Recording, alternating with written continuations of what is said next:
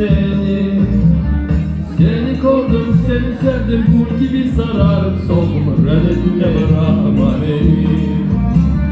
Seni korudum, seni sevdim, gel yanıma dur meleğim, ateşleri yakma beni.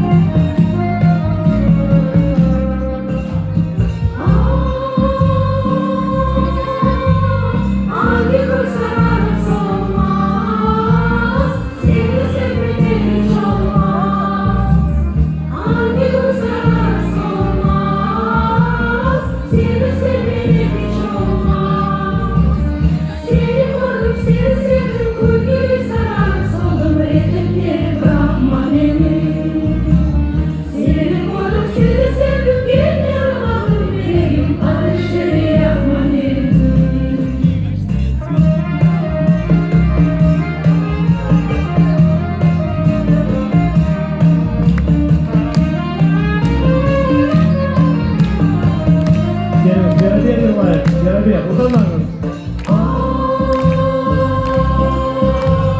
Hayır başkasına saçıyor, senin gayrı benim gülüm var. Hayır başkasına saçıyor, senin gayrı benim gülüm var. Seni korudum, seni sevdim, kul gibi sararıp soldum, reddetlere bırakma beni. Seni korudum, seni sevdim, gel yanıma dur meleğim, ateşleri yakma beni.